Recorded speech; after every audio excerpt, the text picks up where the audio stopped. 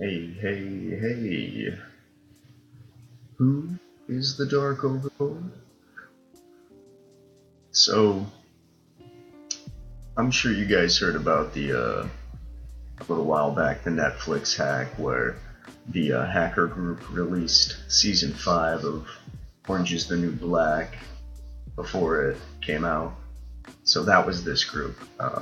They've also done a number of different things, but um, I'll just give you a quick rundown on them and then kind of tell you my theory on what's going on with the 9/11 documents that they're releasing. So um, here we go, real quick. Notorious hacking group The Dark Overlord is threatening to leak what it claims are highly sensitive documents relating to the 2001 September 11th attacks. It says it will publish the material capitalizing on various conspiracy theories around the 9/11 attacks unless its ransom demands are met. According to Motherboard, the group is claiming to have breached several insurers and legal firms, including Hiscox Syndicates Limited, Lloyd's of London, and Silverstein Properties. So, if you're not familiar with Silverstein Properties, Larry Silverstein. So Larry Silverstein was the guy who owned World Trade Center Tower 7. 7, the one that wasn't hit by a plane, that just kind of collapsed on its own, sort of out of nowhere. And oddly enough, the BBC had reported 20 minutes, give or take, before the collapse that it had collapsed. They even had a person who was on the scene reporting with the video in the background of them basically. WTC7's right there. But she's saying, oh yeah, it collapsed. They cleared everyone out. And anyway, and then they cut her feed, obviously, as they realized, whoa, they're way too early. You can find a clip on YouTube. Anyway, but we'll go back to the story. The Dark Overlord says in an announcement published on Pastebin, when major incidents like the WTC 911 incident happen, part of the litigation must solve SSI, sensitive security, or must involve sensitive security information, and SCI, special compartment information, from the likes of the FBI, CIA, TSA, FAA, DoD, and others being introduced into evidence. So what they're saying here is, because this is such a huge thing, a number of different, we'll call it classified pieces of information are going to have to be revealed and talked about to people who might not have security clearances, lawyers and such, judges or what have you. And it's saying that basically these are also compartmentalized information because the CIA and the FBI don't regularly share intel with each other. The TSA, the FAA, the Department of Defense, they're all their own entities, and they pretty much operate autonomously. They don't necessarily work hand in glove very well together. But of course, this can't become public for fear of compromising a nation's security, so they temporarily release these materials to the solicitor firms involved in the litigation with strict demand they're destroyed after their use and that they remain highly protected and confidential to only be used behind closed doors. So if you're familiar with what a SCIF is a SCIF, a sensitive compartmentalized information facility, and these are places basically where the highest secrets are kept, where you have to look at them there, and then you leave. You can't bring your cell phone in, you can't bring a camera, you can't basically bring anything. You have also supposedly been vetted. You have to timestamp yourself in and out. So there's all these checks and balances to make sure that the people going in are supposed to be in there, because, again, you're not even allowed to take copies of these documents. A quick aside, we'll see. Dan Bongino, his book, actually talks about how this thing was basically not obeyed. There was people in these skips that shouldn't have been in there. But anyway, So yeah, going back to this, this basically isn't a skiff even. This is just a bunch of people promising that they're going to try their hardest to not expose any sensitive information. So we'll see how that goes. Which obviously it didn't go too well in the case of this hack. However, humans aren't perfect, and many of these documents don't become destroyed, and when the Dark Overlord comes along hacking in these solicitor firms, investment banks, and global investors, we stumble upon the juiciest secrets a government has to offer. So, basically the rest of this just kind of goes into what's going on with them. But here's another, so I'm kind of giving you the idea behind the Dark Overlord. That they're trying to be a little more mainstream and trying to garner some attention because their whole goal is to get paid. They're basically holding these files for ransom. They are basically telling these deep state people, hey, we know you're involved. We have all the documents that show it. Pay us in Bitcoin anonymously, and we won't release them. Or if you're in the public and you're interested to see these things, pay us in Bitcoin and we'll release them. So you basically have these two sides fighting themselves, and this group's just sitting back and waiting to get paid. So what happened is they claimed that they were going to release these documents, or they claimed that they had a plan and a tier level of payment system and such, and they posted it on a number of different platforms, Twitter, Steemit, and a number of others, Reddit, and they have been scrubbed and banned from all of them, of course, except Steemit. They're not going to get kicked off Steemit blockchain. They won't get kicked off there. But so on Steemit, they had basically posted, and they did an AMA and Ask Me Anything, and people are asking about the documents, saying, well, how damning are these? How bad are these on like a scale of 1 to 10 of earth shattering? And the group had responded, it is a 7.5. For reference, the Edward Snowden leaks were like a 5.5 or a 6. So what they're going to release is a 7.5 out of 10. And then they had claimed, but we have some UFO stuff that's 10 out of 10. We're not going to release that yet. We got to finish with this 9/11 stuff first. So again, they're trying to garner this attention and basically get paid. Basically increase their money, or they're trying to draw attention to what they're doing. That's kind of where my theory goes, is that this is more of a ploy than anything. But it kind of circles back again. I'll read a little more and you'll see. So, how a hacker is gaming the media to extort his victims. The hacker behind a recent slew of healthcare organization breaches is deliberately using the media to intimidate his victims. So that's again referring to him more or less holding ransom these documents, or holding ransom these people's anonymity from having been involved in 9/11.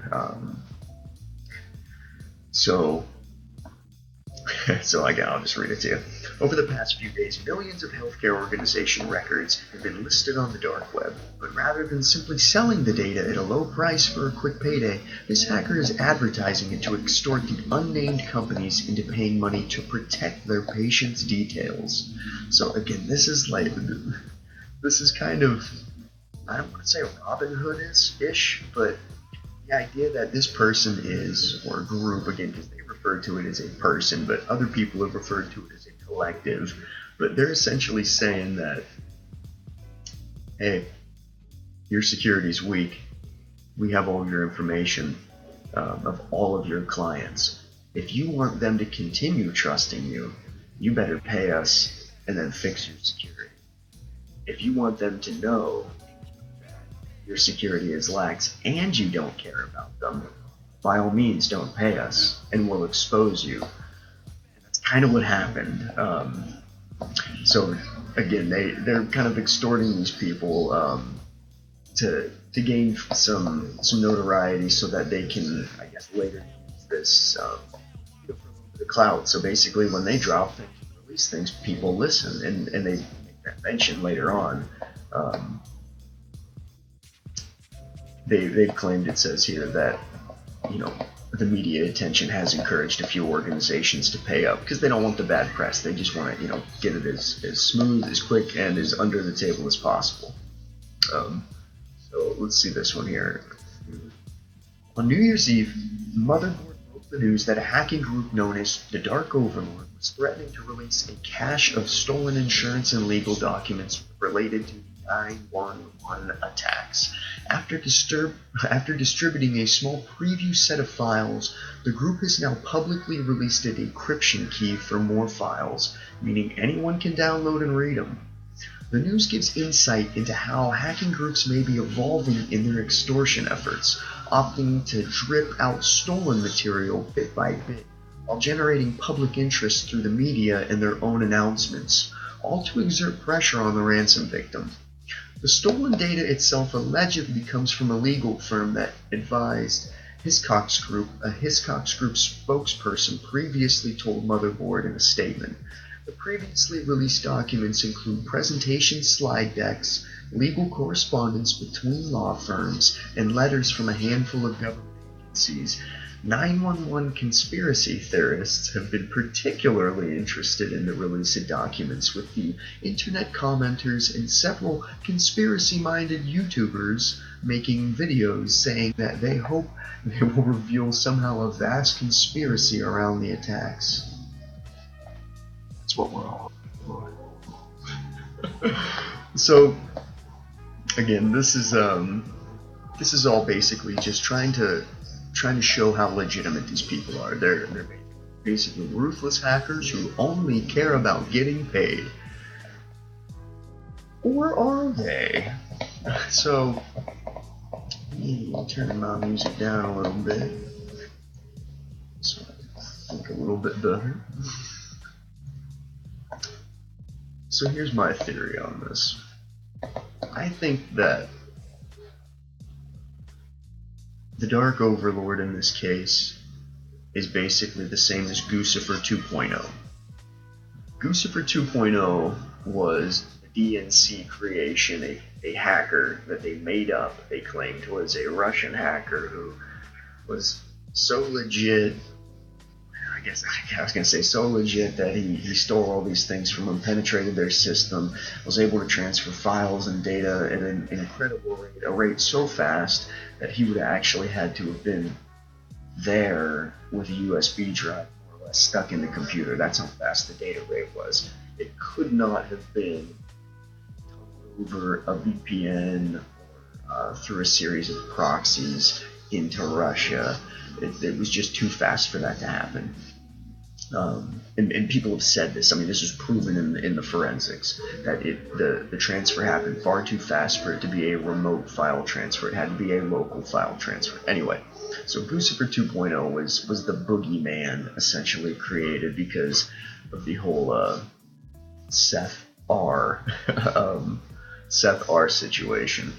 So I think that the Q team has created a boogeyman of their own, or more or less used the Dark Overlord as a boogeyman. So I'll use the example of the Dread Pirate Roberts.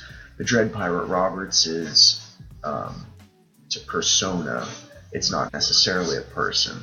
Different people take on the persona of the Dread Pirate Roberts. So maybe that's how the Dark Overlord is in this case. In a way, you could say that's how Anonymous is. It's a collective, and everyone is anonymous and nobody is a leader. But the Dark Overlord, maybe this is essentially the Q team's play at releasing 9/11 files and letting the public know what actually happened. So again, the reason I say this is, well, Q's been dark for a little while. Dark Overlord, go figure. Dark to light.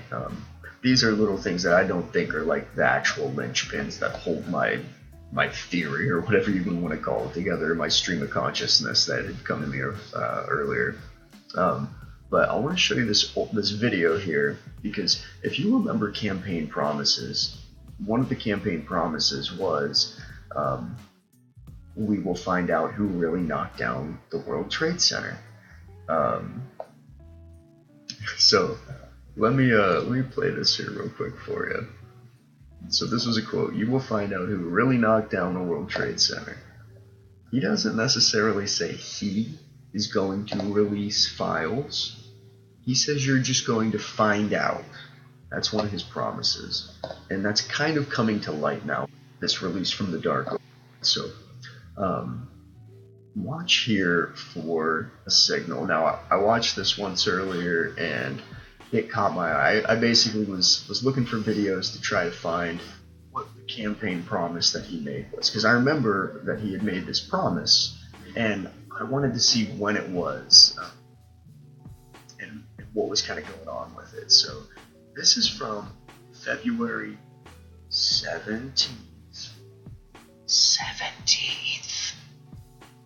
of 2016. So here we go.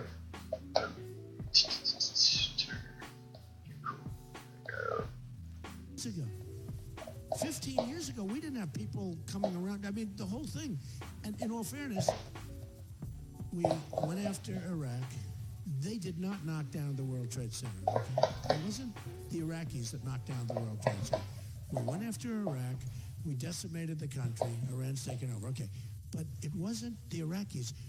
You will find out who really knocked down the World Trade Center because they have papers in there that are very secret. You may find it's the Saudis. Okay? But you will find out. But it wasn't Iraq. So you say, but when I look at a guy like Lindsey Graham, then I hear his theory on the war, you'll be in there forever. You'll be in there, and you'll end up starting World War III with a guy like that, too. We don't want World War III over Syria. Okay? We don't want World. Do we agree with that? We don't want World War. But I'm going to play it again. Now, watch his right hand, not the one holding the microphone. Watch the gesture that he makes. We decimated the country. Iran's taken over. Okay. But it wasn't the Iraqis. You will find out who really that right there. Because they have papers in there that are very secret. You may was that the Iraqis. You will find out who really knocked. Was that an infinity symbol? Was that an 8chan, infinity chan symbol? You may find it's the Saudis. So let's watch one more time and listen to what he says. They have papers. Iran's taken over. Okay. But it wasn't the Iraqis. You will find out who really knocked down the World Trade Center because they have papers in there that are very secret. They have papers in there that are very secret. This is pretty interesting to me. So let's just get a little bit of the music playing again. Keep it down nice and low, though.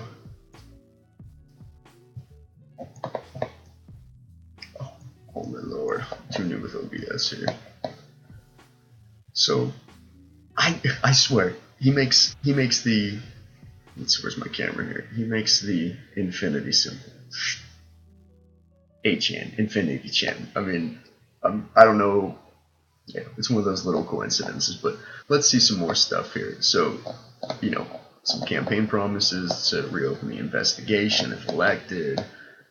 This World Daily News Report link, when I click it, it didn't bring up anything. And when I search, sorry, but nothing matched your search terms. That was strange to me because when I look at the actual, the link itself, it should be in there, but all of those words are keywords within the link title and or the link URL. So I felt like that World Daily News Report was a little odd and was getting scrubbed. So here's the Steemit page from the DarkOverlord, and I think that it's interesting, especially because these guys, they're obviously legit, but there was a forensics expert who went over some of this stuff, and he basically said that, yeah, you know what, the files are legit. He decided to check out the metadata because he heard that they used Veracrypt, and he said Veracrypt is near and dear to his heart, and he understands how it works very well. So he focused on the metadata of the files, and he found out a bunch of things, but overall, basically, the conclusion he came to was it would have been impossible to fake this many documents this well. One of the main things in there was the metadata, the file, the timestamps. The system timestamps lined up that you could cross-check them with the Microsoft Office file stamps, timestamps. It was made with Office 97. So it would have been a huge red flag if some of these documents were actually created, not just saved as, but actually created with a newer version, a version that was far newer. We're talking about an event that happened in 2001. So Office XP would have just come out pretty much, but everyone else more or less would have been using Office 97. So I find that that was one of those kind of nods that says, okay, yeah, you're probably right with this. And it was funny too that he said that it was done on a Windows machine.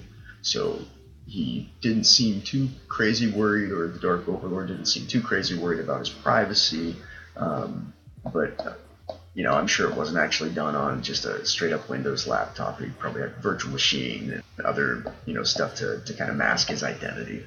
But the whole idea behind this was it would have been impossible to fake this many documents this well. So the guy basically said, hey, this is a real set of documents. What's in the documents, we don't know yet, because the way that they're releasing it is it's 5 layers, and they have a Bitcoin wallet set up. So they want paid, and every time that you hit checkpoints in layers, they will release the key to unlock more of the documents. So it's 10 gigs total. It's 5 layers. I believe we're still on layer 1, but we're through checkpoint 7. So someone has donated up to $12,000 in Bitcoin to get these unlocked. And again, donated, because at first what they said was they basically called out the deep state and said, hey, you don't want these files released, pay us in Bitcoin. And then I think it was the next day again they said, hey, public, you want to see these files, pay us in Bitcoin. And that way it kind of gives them the chance now where they can basically just claim that they got paid, more or less. I guess they can't claim they got paid, but because Bitcoin is public, you can see the transactions happening. You can't see who paid necessarily, but you can see if something was paid. And they can technically just have another Bitcoin wallet and pay themselves. They say that they're rich and they live on beaches already, and this is what they do.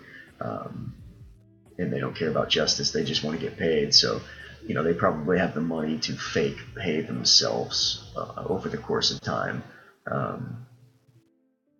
and make it look like the public is actually paying for these documents when the public's not. Maybe the public's paying for some of them, but essentially they're going to release them anyway, because that was part of the promise, that that 911 would be exposed. So what was in the first layer was a bunch of financial records, so payment records. There was some funny stuff in there where Bob Dole got paid off. There was communications, emails and such between law firms and people and government officials, and just with some corrupt stuff, basically saying, hey, we're going to have to start a commission, but don't worry, we'll get you put on there. You don't have to worry. We'll make sure that we have 2 of our guys on there who can steer the investigation. It's all in there. Insurance documents. The insurance documents are basically just trying to place blame on everybody else. Everyone's saying, well, oh no, it's the fault of this company, they're the underwriters, they got to do it. And they're saying, oh, it's the airline's fault, they should have been better with their security. And oh no, so this one right here was interesting. This is actually this is witness testimony from the 16th of January in 2007, and it's just a snippet of it, but they're talking about this, so this guy didn't, they're just confirming, you didn't work in aviation security, or based upon your training in aviation security, you basically say that ACE is a restricted item, because if you remember what the tapes from the plane were, the black box recordings, it said that some sort of pepper spray was sprayed in the cabin and people couldn't breathe. So mace or pepper spray being sprayed through there, which number one couldn't really happen because I think that the air ventilation system in the plane is like it's not like compartmentalized, so you're not going to get like first class getting like different recycled oxygen than like coach, and then like the pilots, I'm pretty sure that it would permeate through the whole plane, and everybody would be feeling it. So even the terrorist people who were spraying it, they would be affected by it too, unless they were wearing gas masks. And again, if you're bringing a gas mask on a plane, that should be kind of a big red flag. But anyway, so the guy basically says that yes, he understands that mace is a restricted item, that it's not allowed through a checkpoint, and that and his people are basically trying to say, whoa, we object. We want to make sure he understands the questions, and objection, because ultimately it's going to come down to how did they get the mace through the checkpoints? How did they get the pepper spray through there?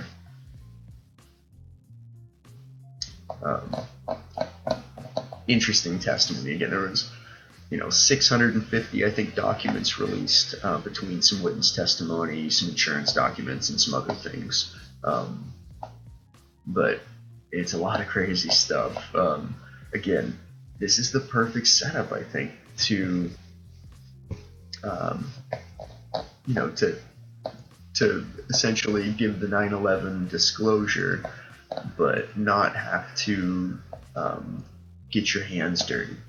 So I'll break it down for you. This is like the too long didn't watch version. This is if you skipped right to the end. The Dark Overlord claims that he has a bunch of 9/11 documents. He proves that he does. Wants to get paid.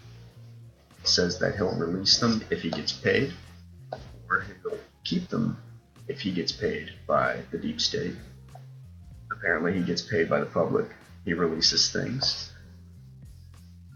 My theory is Q Team and the Dark to like Overlord are in cahoots, and they're basically they're doing this to get some of these, to get some of this awakening to happen.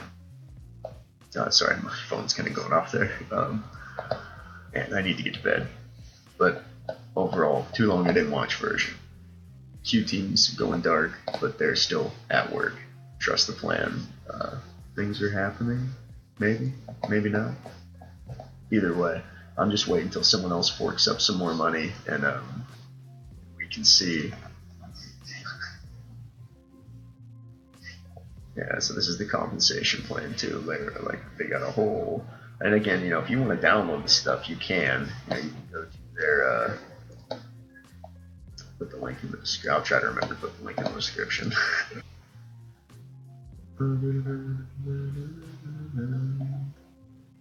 So boom, all their keys, yada yada yada. They got the PHP key in there. So here's some examples of the documents. So they show you obviously like, hey, we got some stuff, and again, this is what I was talking about. Logan Security. So Logan Security obviously were the people hired to hit the security checkpoints, wanding and stuff, making sure people go through the metal detectors didn't have a gun. So this is kind of crazy. So it says that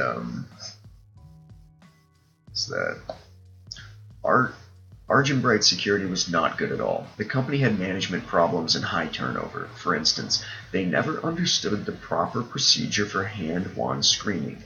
They didn't retain or remediate screeners who failed. They would simply fire them. This practice of firing rather than training, along with low pay, contributed to a high turnover rate, which meant that many screeners had little experience.